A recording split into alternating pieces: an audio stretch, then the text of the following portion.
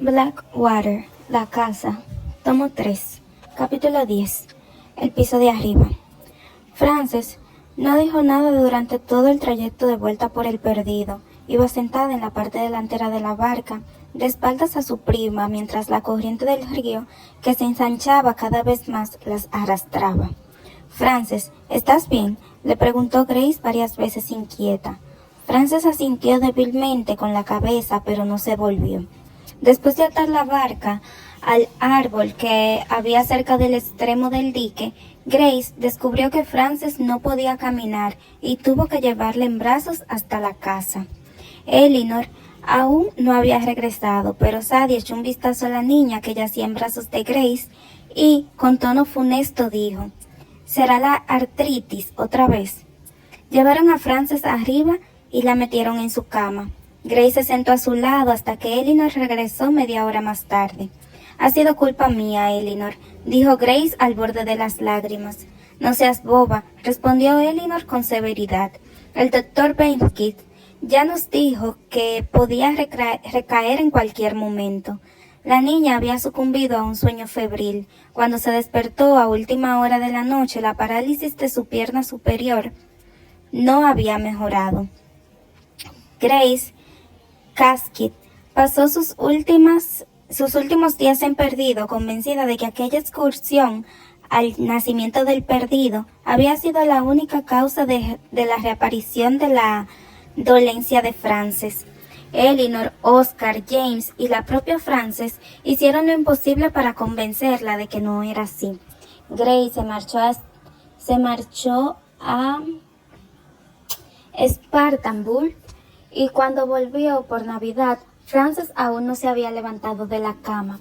El doctor Benskitt había querido enviar a la niña al Sagrado Corazón de Pensacola o incluso a uno de los grandes hospitales de Cincinnati, pero Elinor no quiso ni oír hablar del asunto. Yo voy a seguir cuidando de mi hija hasta que mejore, sentenció. Nada parecía aliviar tanto el dolor de Frances como los baños calientes. Durante 2 horas cada mañana, 2 horas cada tarde y 1 hora por la noche. Después de la cena, Elinor se sentaba junto a la bañera y pasaba una esponja mojada sobre las extremidades exangües de Frances. La niña parecía estar siempre cansada. A veces, los párpados se le movían a causa de algún dolor que había registrado en el cerebro, pero nunca se quejaba. Elinor dejó de jugar al bridge y ya nunca iba a la iglesia. No le gustaba dejar a su hija solas. Nunca actuó como un mártir ni transmitió la sensación de estar sacrificando algo por Frances. Si la niña tenía un día bueno, la sacaba al porche con mosquitera y la acostaba en un catre. Pero Frances tenía muy pocos días buenos. A veces parecía estar totalmente ausente.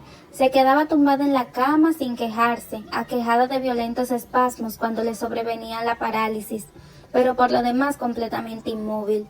Oscar estaba convencido de que los puños apretados de su hija era una manifestación de la tensión y amargura interna de Frances, pero Elinor aseguraba que aquellos dedos crispados y aquellas garras involuntarias solo eran fruto de la artritis, lo mismo que los pies torcidos y girados hacia adentro.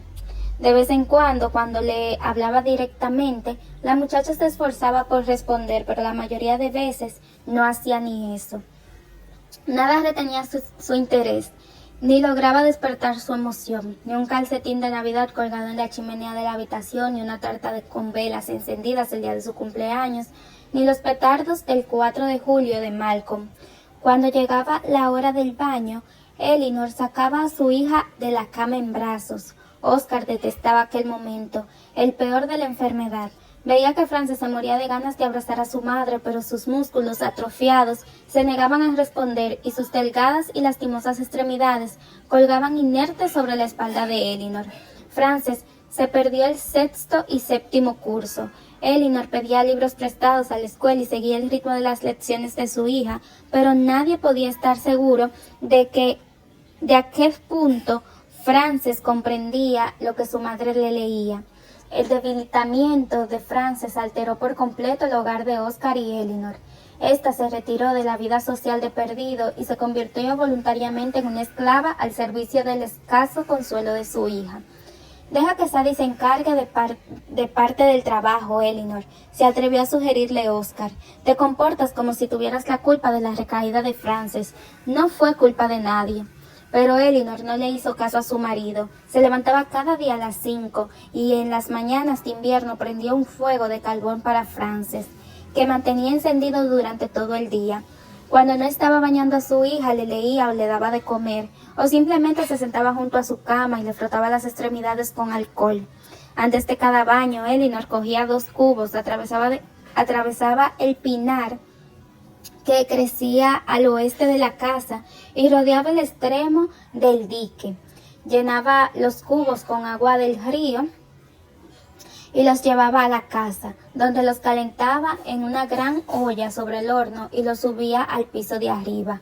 Vertía uno de los cubos directamente en el baño de Frances y usaba el otro para lavar las extremidades retorcidas de la niña con una esponja. Oscar y el doctor Benke no entendían su empecinamiento en aquel tratamiento inútil, pero no hubo forma de convencer a Elinor para que lo dejara de hacer. Cuando Mary Love se enteró, comentó que a esas alturas, después de que vertiera toda la agua de Perdido sobre ella, Frances debía de estar roja como un indio. Para Frances, aquella fue una época borrosa de confusión y debilidad. Su cerebro parecía afectado por la misma parálisis de sus extremidades. Dormía y se despertaba, y comía y escuchaba a su madre leer. Todo ello en un estado de conciencia parcial. En la bañera aguardaba con la misma lasitud y escasa conciencia de la realidad. Parecía estar siempre sumida en un estado febril, siempre soñando. Desde aquella excursión con Grace hasta el nacimiento del río, nunca sabía de cierto si estaba despierta del todo. La única vez que se acercaba a la conciencia plena era cuando Elinor la sacaba de la bañera. Entonces sentía como el agua tibia del Perdido se deslizaba sobre su cuerpo y goteaba en el interior de la bañera. Era lo único en toda su vida que Frances percibía con timidez. Eso y el dolor que le atormentaba las extremidades. Las horas se disipaban, los días se perdían. Una estación se confundía con la siguiente y Frances no sabía si acababa de pasar Acción de Gracias o si ya era verano. Todo lo que sentía era onírico y vago, excepto el dolor en las piernas y los brazos y el agua del Perdido deslizándose por su cuerpo. Muy poco a poco la salud de Frances empezó a mejorar. El doctor Benke lo llamó remisión. Mary Love afirmaba sentenciosamente que era gracias a sus oraciones, y Bishop decía que era por el agua roja del Perdido. Las manos de Frances ya no parecían tanto a unas zarpas. Era capaz de volver a sostener un lápiz el tiempo suficiente para escribir una nota para Grace, que seguía en Spatambú, y contarle lo bien que le iba. Podía levantar un vaso sin derramar el contenido. Podía usar un tenedor, aunque pasaría algún tiempo antes de que recuperara la fuerza y la agilidad necesaria para usar también los cuchillos. En el porche se sentaba en una silla de ruedas. Ya en la primavera de 1936, casi 3 años después de la recaída, era capaz de dar unos pasos agarrándose de los muebles y los marcos de la puerta. Frances se había perdido 3 años de escuela, pero al fin y al cabo había seguido aprendiendo bajo la excelente tutela de su madre, de modo que cuando volvió al colegio tan solo lo retrasaron un curso. Pero físicamente casi no había crecido durante su enfermedad. El primer domingo en que volvió a ocupar el lugar junto a Elinor en el banco de los Caskett, Mary Love comentó en tono mezquino: «Vaya, Frances, eres casi igual de menuda que la última vez que te vi». En los 3 años de enfermedad, Mary Love Caskett no había visitado ni una sola vez a su nieta, aunque durante las noches de verano oía a la niña gimiendo de dolor en la casa de al lado. Mary Love aseguraba que aquel desinterés se debía únicamente a su reticencia a entrometerse. No quería que Frances se sintiera abrumada por un exceso de visitas, aseguraba, pero sus excusas no convencían a nadie. Si Oscar había sentido en algún momento el deseo de arreglar las cosas con su madre, ese sentimiento había desaparecido por completo.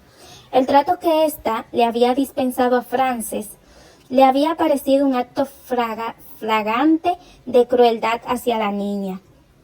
La abuela dijo que seguramente lo que tenías era contagioso. Dijo Miriam que había crecido y había adelgazado a su hermana. Por eso nunca fui a verte. ¿Cómo vas a ponerte al día después de 3 años sin ir a la escuela? Dudo mucho que puedas recuperar el tiempo perdido, la verdad.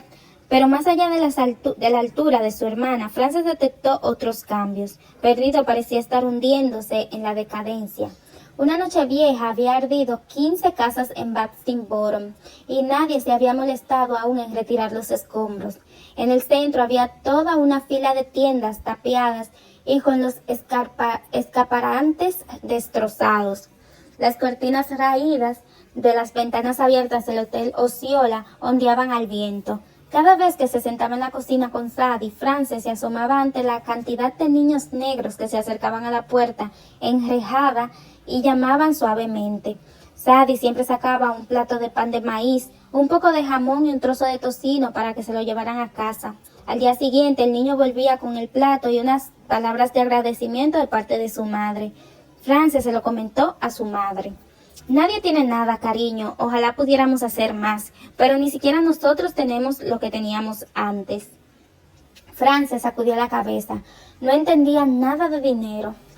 Todo acabará saliendo bien, le aseguró Elinor, pero mientras estabas ahí arriba, Elinor siempre usaba aquel eufemismo para referirse a la enfermedad de su hija. Tu padre tuvo momentos difíciles en el aserradero, tuvo que despedir a gente. Pero las cosas vuelven a ir bien. No lo sé. Tendremos que esperar a ver qué pasa. Parece que Henry Turk va a irse a pique. Tendrá que vender. ¿A quién? Elinor meneó la cabeza. Pues a nosotros, me gustaría pensar. No le quedan más que las tierras.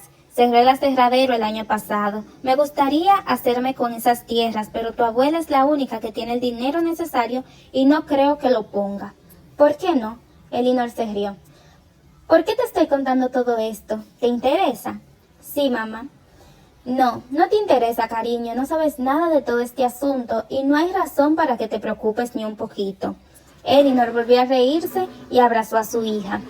Cuando Sister Haskett se marchó de perdido en 1926 y se instaló primero en Nashville y luego en Chattanooga, insistió en presentarse a sus nuevos conocidos como Elvenia, su verdadero nombre de pila. Para entonces tenía ya 35 años, 2 más que su marido, y sentía que había llegado el momento de que la llamaran por un nombre que fuera solo suyo, y que a diferencia de lo que sucedió con el apodo Sister, no sugiriera que su identidad estaba supeditada a una relación familiar. Eso sí, en sus visitas ocasionales a Perdido no había forma de convencer a Mary Love Gaskett de que llamara a su hija de ninguna forma que no fuera Sister. Pero aquella era una molestia menor. En la línea de lo que cabía esperar de Mary Love, Sister, o mejor dicho, él, era feliz con su nueva vida. Y después de tantos años estrechamente vinculada a Perdido, a la casa en la que había nacido y a su madre, disfrutaba de aquella sensación de desarraigo. Le gustaba hacer amigos nuevos que no conocían a la persona que había sido antes de casarse con Early, que no sabían nada de los aserraderos ni de pies tablares, y a quienes no le importaba su historia familiar. Escribía a su madre 2 veces por semana, como ésta le había ordenado, y a James y a Elinor en semanas alternas. A veces, cuando Early tenía que pasar 1 o 2 semanas fuera de casa por un trabajo, Sister hacía la maleta y cogía el tren de vuelta Perdido. En aquellas ocasiones empezaba a discutir con su madre en cuanto entraba por la puerta. «Hola, Sister», exclamaba Mary Love, «no sabes cuánto te hemos echado de menos. Mamá, ahora todo el mundo me llama Elle». «Ay, Sister, no puedes esperar que después de todos estos años empiece a llamar a mi niña de otra forma». La niña de Mary Love era ya una mujer de mediana edad y la propia Mary Love se acercaba cada vez más a la vejez, aunque nunca lo había admitido. «Sister», le preguntaba siempre Mary Love, «¿ya te has establecido? ¿Tienes una buena cocinera?» «Mamá», respondía Sister, «no tengo cocinera, me encargo yo misma de hacer toda la comida». «Ay, Sister, ese hombre te hace trabajar todo el día, estarás agotada». «Mamá, Early y yo no podemos permitirnos una cocinera, o sea que yo cocino, yo misma. Si vivieras aquí, Ivy y yo cuidaríamos de ti. No tendrías que mover ni un dedo. Por lo general, era en este punto cuando Sister, cansada de repetir siempre los mismos argumentos, sentenciaba con rotundidad: Mamá, Early y yo nunca volveremos aquí, y no lo haremos porque no queremos vivir contigo, porque nos vuelves locos a los dos. No creo que tú y Early sean muy felices. Nos encanta vivir ahí. No creo que tú y Early fueran felices en ningún lugar. ¿Qué quieres decir? Si tú y Early hubieran sido tan felices todos estos años lejos de mí, habrían tenido hijos. Ahora ya eres demasiado vieja para eso, y alguna razón habrá para que cada 3 meses dejes a tu marido y vengas a verme, Sister. Vengo a verte, mamá, porque cada semana te pasas media hora al teléfono diciéndome: ay, Sister, ¿por qué no vienes nunca a visitarme? Si tanto quieres a tu marido, no lo dejarías tan a menudo. Mary Love no aprobaba la independencia con la que actuaba su hija desde su matrimonio con Early. Y de ahí a rechazar al hombre responsable de su liberación solo había un paso. Como él no estaba, atacarlo resultaba de lo más conveniente. Y como era su esposa, Sister tenía que estar siempre a la defensiva. Todavía no estoy segura de que Early fuera el hombre adecuado para ti, Sister, dijo Mary Love poco después de que ésta llegara de visita a finales de invierno de 1936. ¿Y quién lo habría sido? Pues otro hombre, alguien con un poco más de educación, un poco más refinado. Early estudió en Auburn y ha estado en Europa.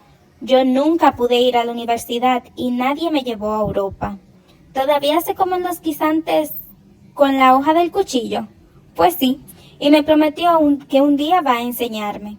¿También come así en los restaurantes? Mamá, no podemos permitirnos salir mucho.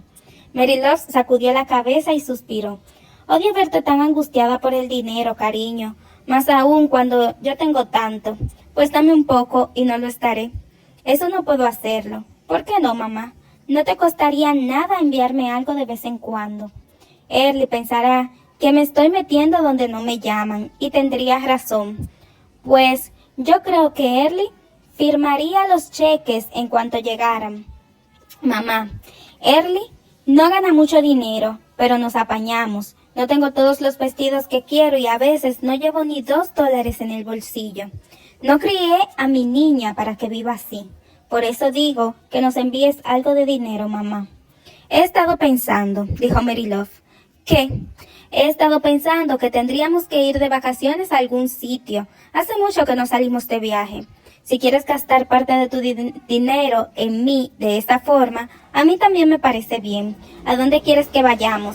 Y cuando dices tendríamos, ¿a quién te refieres? A ti, a Miriam y a mí. Y a Early no. Early estará trabajando, imagino.